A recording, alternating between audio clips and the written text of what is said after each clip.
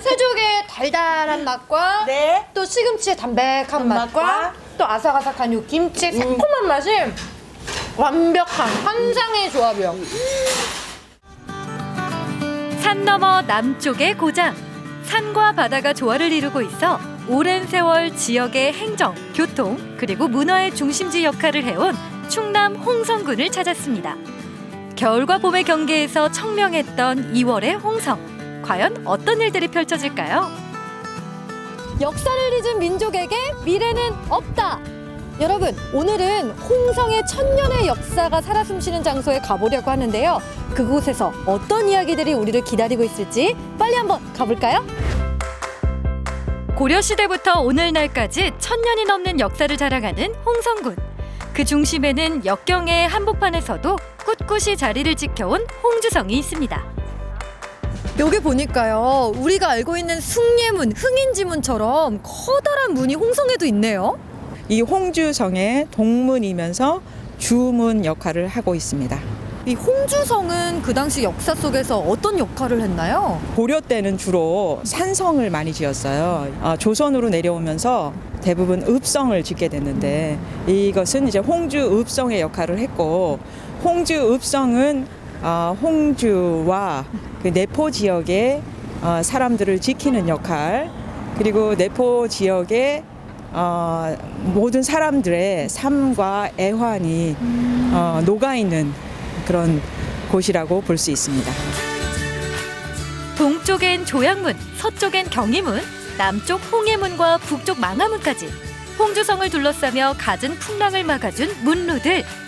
일제강점기에 많이 파괴되긴 했지만 많은 노력 끝에 홍주성은 옛 모습 그대로 관아의 모습을 갖출 수 있게 됐다고 합니다. 이 성 위에 올라오니까 이 홍성이 한눈에 보이는 것 같네요. 네, 뷰가 그냥 괜찮지요? 와, 그 옛날에 홍주성이었다는 거잖아요. 홍주읍성. 예.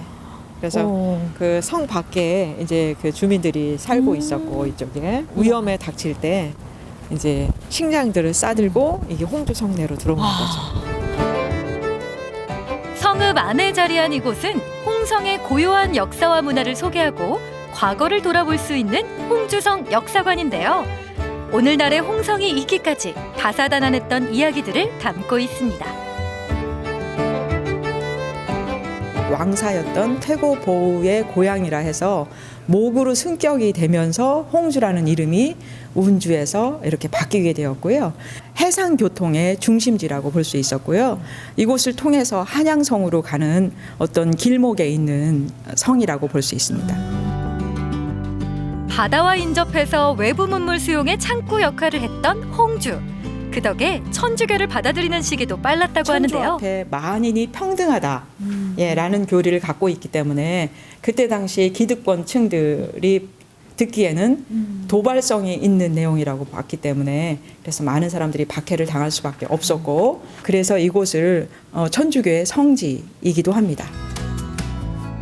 홍주 성지는 천주교 박해의 참상을 보여줄 뿐만 아니라 독립군의 아픈 흔적도 담고 있는데요.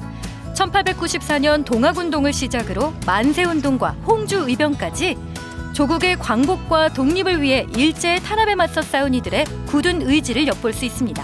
그 동학이 1800년대에 일어나서 전라도부터 시작을 해서 홍주성 탈환을 위해서 동학 그 농민들이 이쪽으로 왔었어요. 그때가 1894년도였고 그때 굉장히 큰 전투가 이 홍주성 내에서 있었습니다. 그래서 이곳은 굉장히 역사의 그 현장에 지금 중심에 서 계신 겁니다. 이번에는 홍성이 낳은 인물. 원칙과 소신의 목숨을 바친 비운의 예술가죠. 화가 고암 이응노의 집으로 향합니다. 오, 여기 문패가 있네요. 네. 이응노. 인생이 곧 한국 현대사이자 냉전 시대의 아픔을 상징하는 고암 이응노. 작품에 한국적인 정서를 담아 세계인들이 공감하는 예술 세계를 이루면서 큰 족적을 남긴 인물이죠. 한국 근현대 소화가로서 굉장히 이제 유명하셨고요. 또 1960년대 이제 프랑스 파리로 이주하신 후에 또 유럽 화단에서 가장 크게 주목받으신 또 현대미술가이십니다.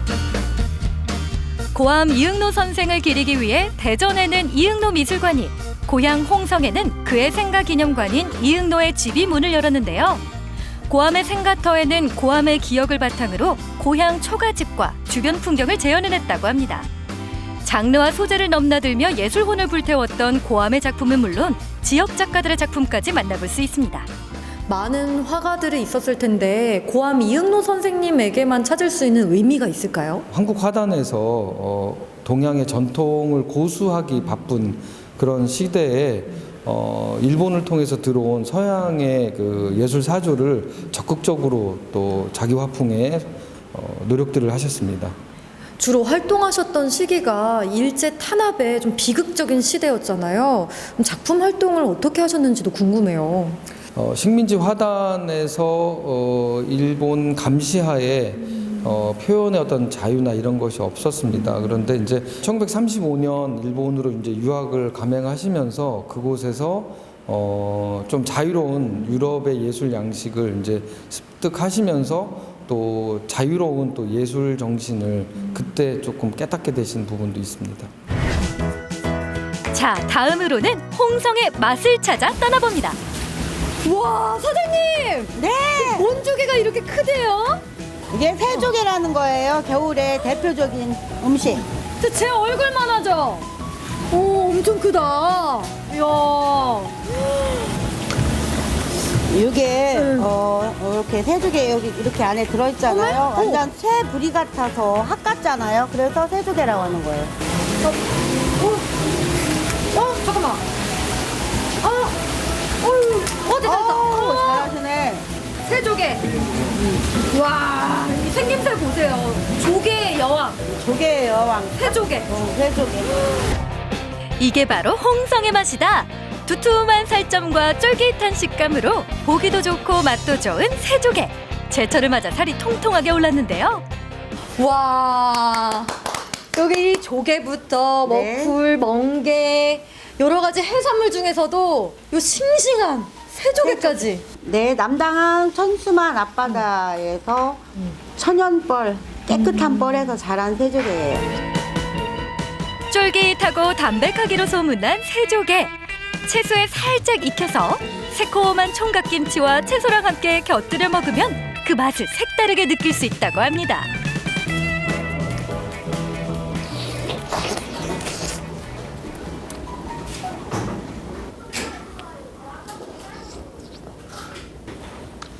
새조개의 달달한 맛과 네. 또 시금치의 담백한 맛과 맛과 또 아삭아삭한 요 김치의 새콤한 맛이 완벽한 환상의 조합이요.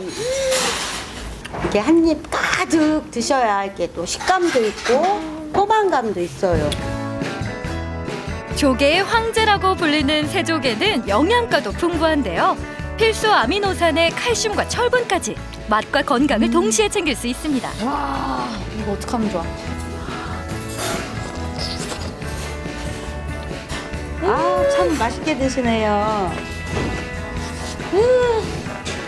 와, 새조개가 2월달, 3월달 그때가 살이 통통하게 올랐어요. 그래서 새조개를 많이 드시면 감기 같은 것도 안 오고 새조개를 많이 드셔줘야 돼요.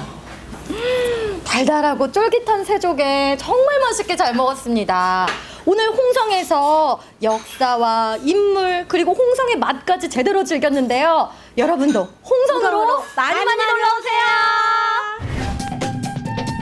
홍성의 천년 역사를 간직한 홍주성부터 이 평화를 꿈꾼 예술가 고암의 생가기념관 이응노의 집, 그리고 담백한 맛이 일품인 새조개까지 과거와 현재가 공존하는 홍성에서의 알찬 하루였습니다.